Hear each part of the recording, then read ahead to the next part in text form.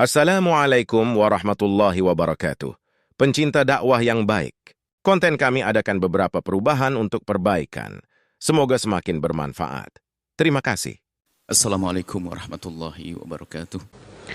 Isra dan Mi'raj. Isra adalah perjalanan baginda Nabi dari Masjidil Haram ke Masjidil Aqsa.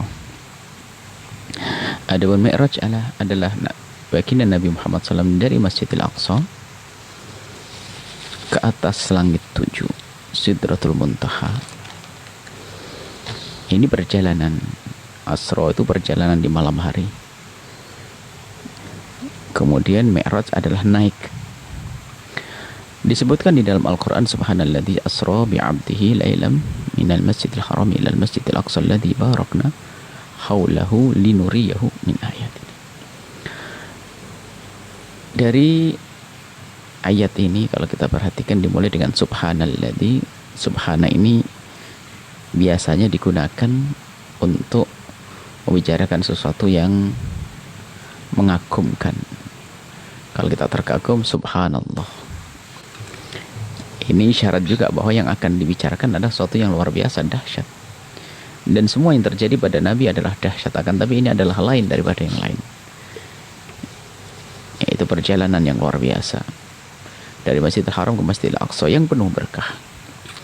Nah, di balik perjalanan ini tentu banyak pelajaran yang bisa diambil bagi siapapun yang mau merenung tentunya, dan insyaf akan kebenaran, insyaf akan apa yang dibawa baginda Nabi SAW adalah segala kebaikan.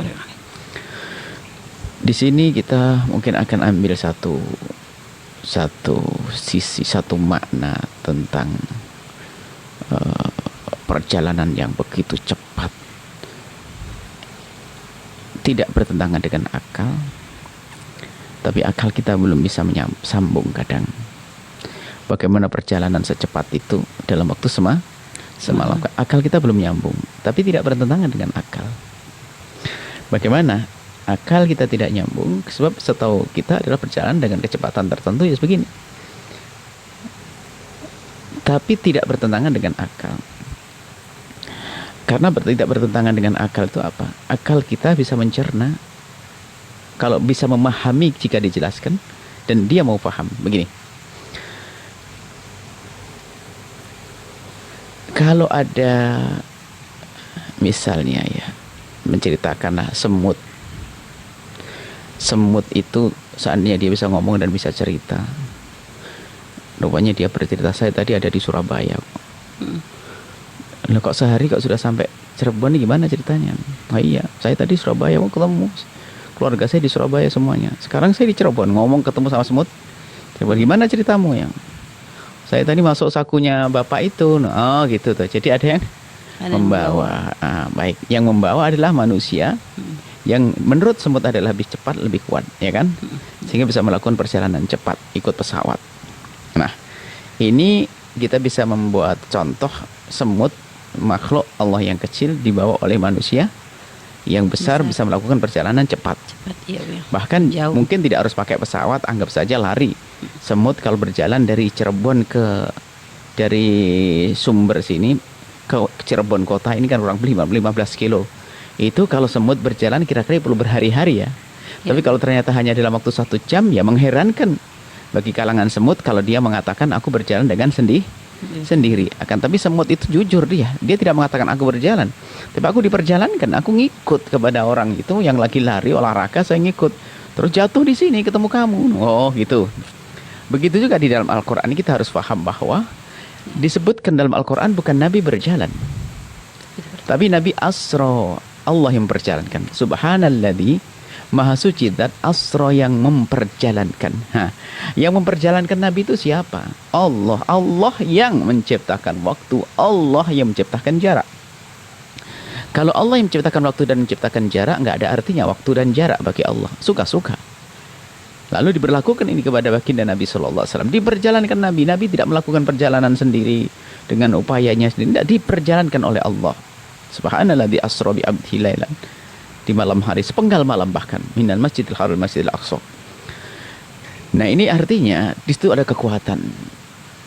Jadi jarak itu lawannya kekuatan. Kalau kita menempuh jarak dengan kelemahan kita, tentu akan lama kita menempuh jarak. Orang berlari saja, ya. Orang punya energi. 3 orang berlari, yang satu lemah, setengah kuat, sama yang sangat kuat. Berlari 1 kilo, yang lemah bisa menempuh 1 kilo dalam waktu seberapa jam. Tapi yang agak kuat itu bisa 5 menit. Tapi yang sangat kuat bisa 5 menit. Jadi kekuatan inilah yang akan mengurangi jarak.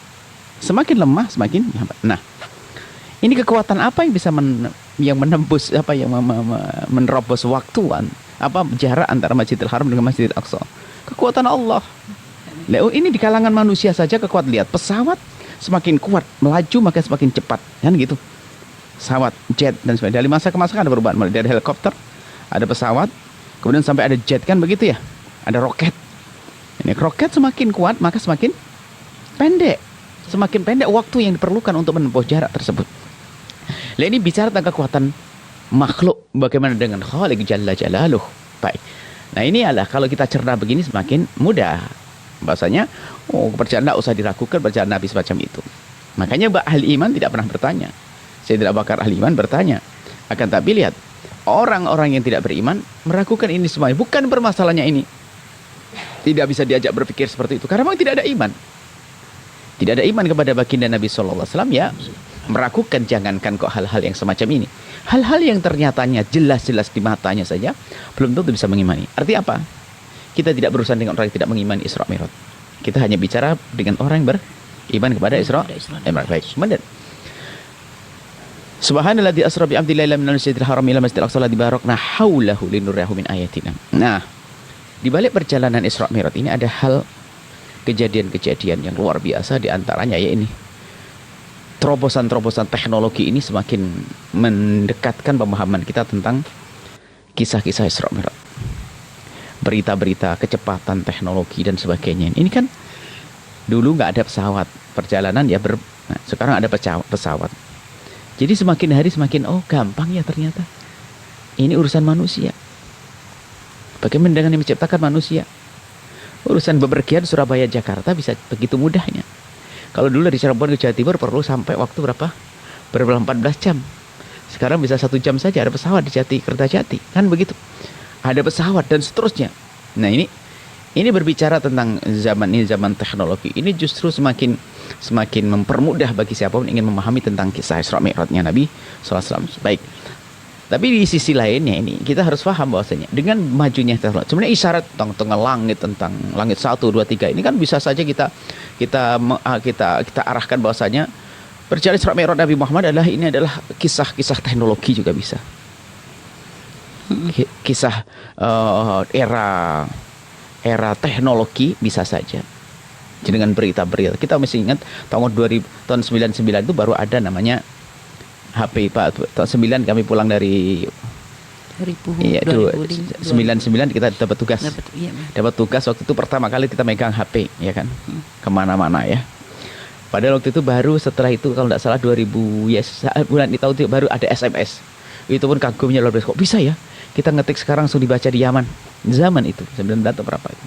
Sekarang sudah lebih dari itu, bahkan orang bisa ngobrol ya bersama teknologi. Nah, ini adalah kemajuan teknologi, ini adalah kecerdasan manusia yang diciptakan oleh Allah Subhanahu wa taala. Itu akan menjadikan kita semuanya harus mengucapkan subhanallah. Tapi bagi yang paham makna subhanallah akan paham ayat terakhirnya.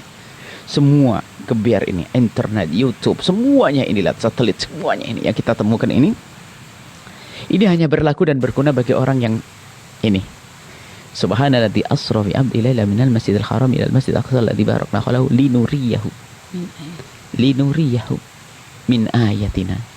Untuk aku tunjukkan kepada baginda Nabi, di sini adalah umatnya juga. Min ayatina, tanda-tanda kebesaran Allah. Nah, untuk bisa melihat tanda-tanda kebesaran Allah, bukan untuk melihat hebatnya kebiar teknologi ini, bukan. Nah, ini lagi kita harus sampai kepada makna ini. Bagaimana kita tahu bahwasanya teknologi itu semua adalah min ayatina, tanda-tanda kebesaran Allah. Lah inilah keimanan. Bukan hanya sekedar wah ini. Semuanya hanya mengandalkan kembali kepada apa? Kepada makhluk. Hebatnya sebuah teknologi sehingga di saat dibalik dengan sebuah musibah pun bukan kepada Allah, melihat bahayanya corona, bahaya ini, lupa bahwasanya itu ada Allah. Jadi kita terlepas dari Allah sehingga tidak bisa melihat tanda-tanda kebesaran Allah. Maka corona ini tanda-tanda kebesaran Allah. Teknologi tanda-tanda kebesaran Allah. Lah kalau kita paham ini tanda kebesaran Allah, kita kemana kembalinya? Kepada Allah. Lain linuriyatu min ayatina. Nah ini linuriyahu min ayatina. Nah ini ingin Allah tampakkan tentang tanda-tanda kebesaran Allah. Nah di sini sama. Jadi ada manusia yang dipilih oleh Allah dengan kecerdasan hati yang kenal Allah. Kita pernah membuat contoh begini loh ya. 2 orang membuat sound system. 2 ini sama-sama kolosnya sekolah elektro. 2 sekawan yang sekolah elektro. Makannya bersama, kosnya bareng, sekolahnya bareng, akrab berdua ini. Sampai selesai kuliah. Sehingga saat keluar dia dapat proyek untuk ngerjakan sound raksasa semuanya. Yang pertama, orangnya hatinya tidak begitu kenal Allah, sehingga dalam usaha yang penting mendapatkan uang. Dia nggak pernah peduli sound system ini untuk apa. Sehingga di saat ada tawaran-tawaran justru langsung diterima begitu saja, tanpa dia pikir panjang, yang penting aku dapat duit. Yang satu lagi, karena dia kenal Allah Subhanahu wa taala, dia sudah Isra Mi'raj tadi, sehingga dia punya prinsip, aku akan gunakan ilmuku hanya untuk kebaikan. Saya akan mengerjakan pembuatan sound jika memang untuk digunakan misalnya untuk sholawatan, untuk majelis zikir, untuk majelis taklim, aku baru tangani.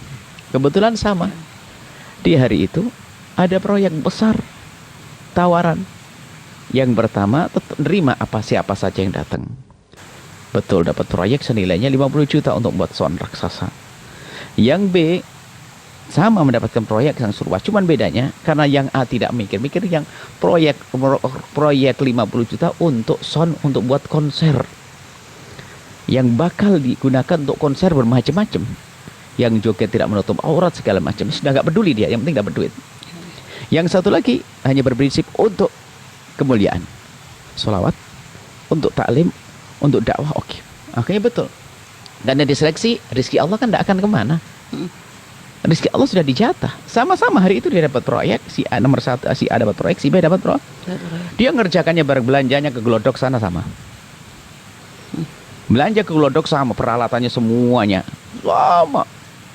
Pulangnya juga bareng sama, naik mobil. Kemudian ya ini ngerjakannya pun kadang-kadang pinjam ini bisa sama, sampai semuanya jadi. Tapi buahnya di mana? Buahnya adalah si B setiap saat mendapatkan pahala, si A setiap saat mendapatkan dosa. Nah, ini permasalahannya adalah kita ini bisa tidak melihat tanda-tanda kebesaran Allah. Ya, kalau orang selalu ingat Allah, lah inilah pentingnya. Urusan Isra Mi'raj itu adalah wilayahnya iman yang harus kita tekankan. Bukan sekedar akal-akalan, enggak. Iman, wilayah iman yang harus mengimani ini semuanya. Jadi dengan keimanan kepada Allah, kepada Rasulullah ini akan membimbing kita untuk bisa melihat tanda-tanda kebesaran Allah. Nah, kalau kita kembalikan kepada semua yang ada pada kita, kita punya HP. HP ini sama, yang buat terserah siapa. Apakah dibuat di Cina atau di Australia, di Jepang atau dibuat di Indonesia. Namanya handphone. Yang menjadi masalah bukan itu, yang megang siapa. Dipegang oleh Anda seorang wanita yang solehah, dipegang oleh Anda seorang laki-laki yang soleh. Maka HP itu bagi Anda adalah ternyata juga tangga untuk menuju Allah Subhanahu wa taala. Anda gunakan untuk apa HP? Komunikasi dengan keluarga yang pertama. Kalau harus melihat YouTube pun YouTube yang baik-baik, tidak pernah digunakan yang jelek. Dan semuanya karena Anda kenal, Anda bisa melihat ini tanda kebesaran Allah yang bisa Anda gunakan untuk kebaikan. Maka bergunalah handphone Anda untuk kebaikan. Tapi yang satu lagi ini menjadikan kesempatan untuk memuaskan hawa nafsunya dengan HP-nya bermacam-macam. nonton yang tidak-tidak, dan masih banyak dilakukan dengan itu semua. Padahal HP-nya sama. Kuotanya juga sama per bulan. Habisnya sama. Cuman bedanya, yang satu adalah kenal Allah, dia telah berisra mi'raj. Yang satu tidak kenal Allah. Maka, kalau kita ingin membawa kisah Isra Mi'raj kepada kita saat ini adalah bagaimana kita menyadari bahwasanya bagaimana kita bisa melihat apa yang Allah berikan dan yang terjadi pada kita semuanya. Teknologi dan semacam ini menjadi sebab kita bisa melihat tanda-tanda kebesaran Allah Subhanahu wa taala. Jadi ini langsung ingat kepada Allah, itu yang istimewa. Kami bersyukur sekali dengan tim yang menjadikan dakwah semakin luas. Tim IT, tim media, semuanya. Ini adalah termasuk golongan orang-orang yang bisa melihat tanda-tanda kebesaran Allah. Mereka bisa saja menggunakan ilmunya di mana saja. Dan juga mendapatkan sesuatu karena ilmu kok. Tapi karena mereka adalah orang yang kenal Allah Subhanahu wa taala, menggunakan ilmunya untuk dakwah. Padahal dia mengerjakan hanya saat ini saja. Coba seperti ini saja, dari stasiun radionya, televisinya, YouTube-nya, semuanya. Berapa ribu orang yang mendengar ceramah hari ini? Ini namanya manusia pilihan. Di Mekah kan banyak manusia, tapi kenapa yang dipilih Nabi Muhammad? Ya itu pilihan Allah. Karena mau pilihan Allah, ya sudah pilihan Allah. Maka berharaplah Anda untuk menjadi pilihan Allah, dan berusaha Anda untuk menjadi pilihan Allah gitu. Di antara kita juga banyak orang yang punya ilmu multimedia, ada punya ilmu ini, banyak orang punya ilmu, tapi tidak semuanya terbawa hatinya untuk kemuliaan. Maka dari mimbar mulia ini kami ajak bagi yang punya ilmu ini, ilmu multimedia khususnya, pertelevisian, radio dan sebagainya, mari bergabung. Anda lihat bahwasanya itu tanda kebesaran Allah yang harus Anda gunakan untuk meluncur menuju Allah Subhanahu wa taala. Kita ceramah saat ini, lihat, saya duduk di kursi, tapi berapa ribu yang dengar. Bukan hari ini akan diabadikan, terus di copy besok, dilihat lagi dan dilihat lagi. Berapa pahala yang akan didapat untuk semua yang bekerja ini? Karena berapa banyak yang didapat? Maka yuk Anda semuanya, kebetulan ini ya, dari tim Al-Bahjah ini kewalahan masalah urusan tim. Mulai tim radio, kita banyak stasiun radio di mana-mana. Televisi kita harus besar, dan SDM harus banyak program yang harus kita hadirkan. Maka jadilah Anda orang-orang yang mengenali tanda-tanda kebesaran Allah. Berarti Anda orang yang telah di-Isra Mi'rajkan oleh Allah, mulia, dipilih oleh Allah untuk menjadi orang yang kenal Allah, melihat tanda-tanda kebesaran Allah. Baginda Nabi diperlihatkan tanda-tanda kebesaran Allah sepanjang perjalanannya. Maka kita pengikut Nabi harus sepanjang hidup kita adalah melihat tanda-tanda kebesaran Allah. Dengan apa? Dengan menyambungkan apa yang Allah berikan kepada kita kepada Allah Subhanahu wa taala. Ini saya bicara tentang teknologi, tentang media dan sebagainya. Kalau saya ini harus saya terima kasih kepada semuanya. Maka Anda yang punya keahlian dalam media, bergabunglah dengan Anda. Jangan Anda gunakan untuk kemaksiatan.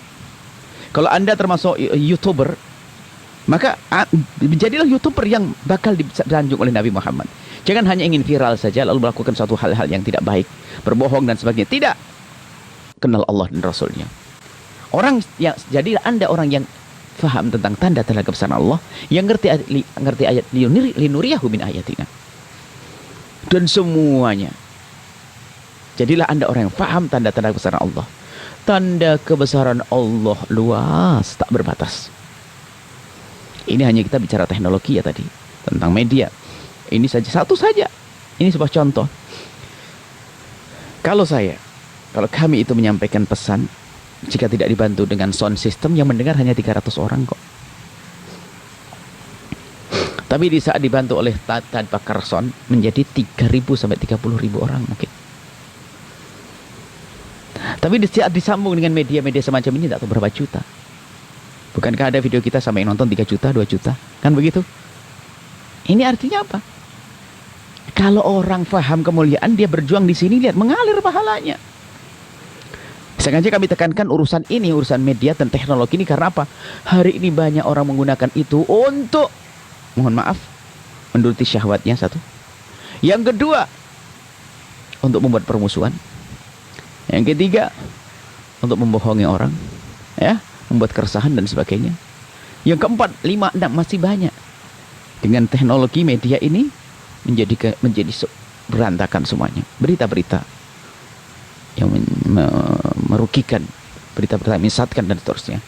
Nah, mari kita bersama Isra Mi'raj ini kita menjadi orang yang paham tentang tanda-tanda kebesaran Allah. Maka jangan Anda menggunakan HP Anda kecuali untuk kemuliaan. Allah berikan pada Anda harta untuk beli televisi. Loh, televisi itu Anda gunakan untuk apa sih? Itu tanda-tanda kebesaran Allah. Anda di situ bisa melihat acara di mana-mana. Orangnya ada di mana Anda bisa melihat. Saat ini Anda di televisi melihat kan? Anda di mana? Anda di Kalimantan. Anda di Malaysia. Anda di Singapura. Anda di Surabaya. Anda di Batam. Mendengar ini semuanya. Ini kan tanda kebesaran Allah Subhanahu wa taala. Padahal kita berjauhan, tapi kita bisa saling melihat. Tapi kalau orang yang tidak kenal Allah, bukan Anda, akan digunakan apa? Melihat yang nggak benar. Melihat yang nggak benar. Padahal sama kan, kuotanya juga sama. Maka ini loh Anda pilihan Allah. Nabi dipilih oleh Allah, maka umatnya menjadi umat yang dipilih oleh Allah. Dengan berusaha untuk faham tentang tanda kebesaran Allah Subhanahu wa taala. Ada pintu halal, kadang masih ambil yang haram. Begitu mudahnya halal untuk didapat. Maka syukurilah kehalalannya Allah berikan. Halal itu macam-macam, bukan urusan makan saja. Matamu halal, ngelihat yang halal. Lesanmu halal, telingamu halal. Semuanya halal. Kulitmu halal karena menyentuh yang halal. Ini semua yang Allah berikan kepada kita, tanda-tanda kebesaran Allah. Mari kita gunakan untuk mengenal Allah. Kekayaan yang Allah berikan. Ada orang kaya sepanjang hidupnya, kaya raya, menikmati kekayaannya, tapi mati, meninggal, tidak punya sesuatu kebaikan yang bisa ia petik di akhirat. Bangun musola kecil aja enggak, nyumbang juga enggak. Nasib buruk bagi orang itu, memang tidak dipilih oleh Allah. Seperti di Mekah kan ada Abu Jahal, Abu Lahab. Ada orang-orang yang mereka juga dari nasab mulia. Tapi yang dipilih siapa? Baginda Nabi Muhammad SAW. Di sana ada Abu Bakar, Sayyidina Abu Bakar, dan yang lainnya banyak. Tapi yang dipilih oleh Allah adalah Sayyidina Abu Bakar. Di sana dipilih Sayyidina Umar, di antara orang yang waktu itu seperti premannya zaman itu. Sebelum masuk Islam, Sayyidina Umar ditakuti, akhirnya dipilih oleh Allah. Maka, ayo kita menjadi hamba yang dipilih oleh Allah. Anda punya kekayaan, mari Isra Mi'raj dengan kekayaan Anda.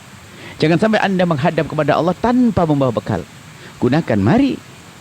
Mari, di sana ada masjid tetangga, ada masjid yang harus Anda bangun. Ada madrasah yang harus Anda bangun. Kami pun menawarkan, Al-Bahjah juga punya program, ayo. Program kita banyak. Di penjuru Indonesia ada pondok-pondok, radio-radio. Kita tawarkan, mari. Anda punya apa, ayo. Mungkin Anda pejabat pemerintah di Jakarta sana atau di mana. Peluang apa yang bisa Anda ambil untuk mendekat kepada Allah dan Rasulnya, agar kita menjadi orang Isra Mi'raj, faham tentang tanda-tanda kebesaran Allah. Linuriyahu min ayatina. Nah ini, apa yang Allah berikan kepada kita, mari kita gunakan untuk Allah. Kekayaan Anda, jabatan Anda, tenaga Anda, pikiran Anda, keahlian Anda. Mari. Ini mungkin yang bisa kami hadirkan untuk kita berisra mi'raj ya. Sehingga semuanya akan menjadi sebab kita terangkat derajat kita. Nah, bukankah Isra Mi'raj adalah perjalanan Nabi dari Masjidil Haram Masjidil Aqsa hingga Nabi Muhammad diangkat tinggi-tinggi oleh Allah sampai mendapatkan hadiah apa? Berbicara langsung dengan Allah dengan cara yang hanya Allah yang tahu. Dan Nabi Muhammad berbicara langsung dengan Allah. Bicara langsung dengan Allah ini kan hadiah istimewa. Diangkat derajatnya tinggi-tinggi. Mulia di hadapan Allah SWT. Mulia di hadapan manusia. Itulah baginda Nabi Muhammad SAW.